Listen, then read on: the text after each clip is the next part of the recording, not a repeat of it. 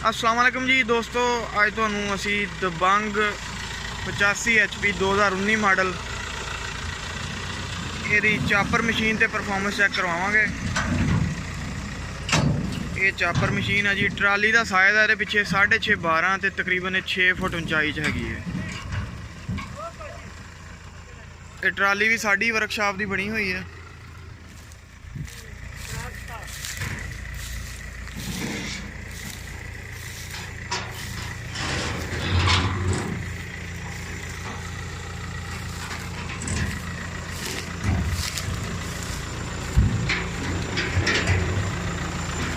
Spare filter भी लाया हुआ है इनू,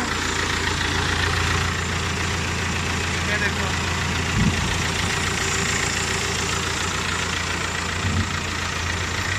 ये बीमा ऊपर भी लगी हुई है।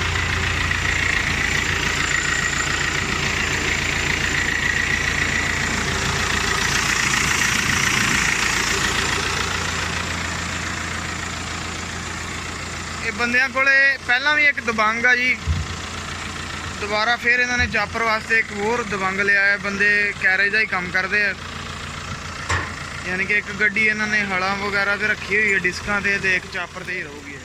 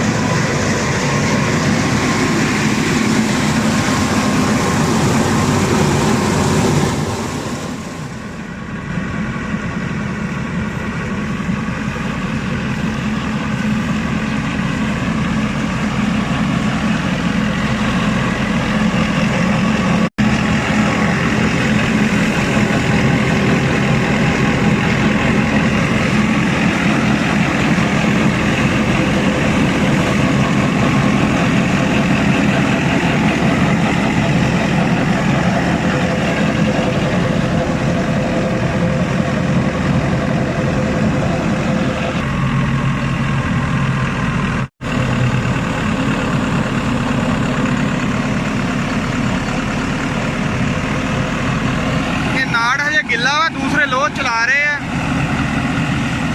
जिथे कोई लोड ज़्यादा होंदा वा उत्थे थोड़ा आसरा करांदे हैं।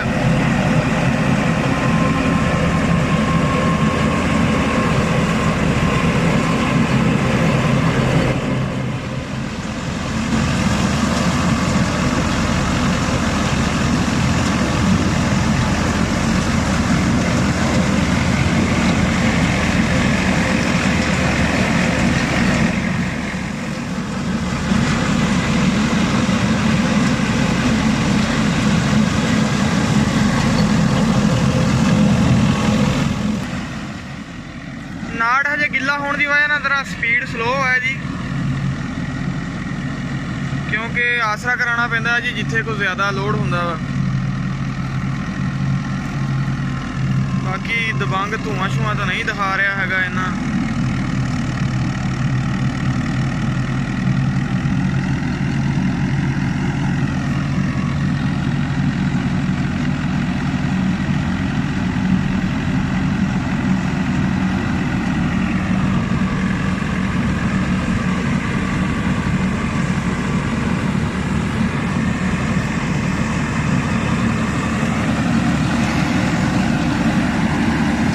तकरीबन फुल हो चुकी है।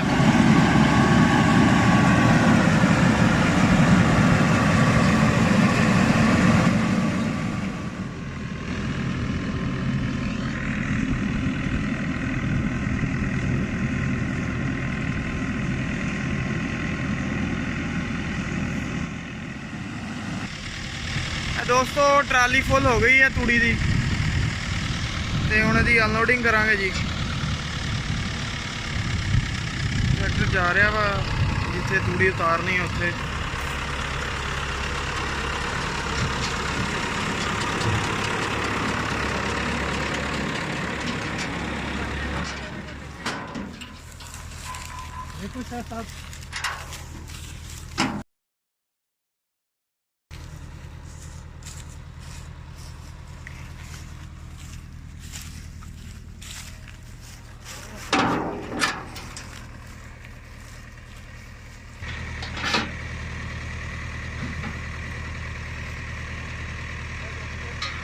ਇਹ ਦੇਖੋ ਜੀ, ਅਗਰ ਨਜ਼ਰ ਆ ਰਿਹਾ ਤੁਹਾਨੂੰ ਤੇ ਫੁੱਲ ਹੋ ਚੁੱਕੀ ਹੈ ਟਰਾਲੀ ਉੱਪਰ ਤਾਈਂ।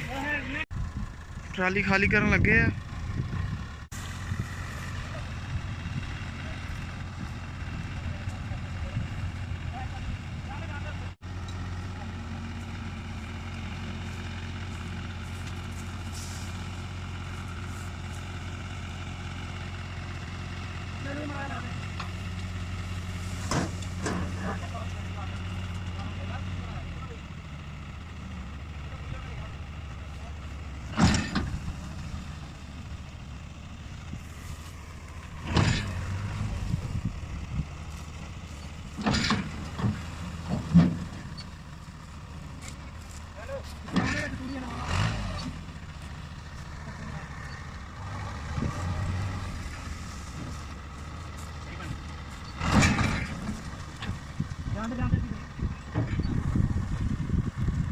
ਲਓ ਜੀ, ਟਰਾਲੀ ਸਾਰੀ ਖਾਲੀ ਹੋ ਗਈ ਹੈ।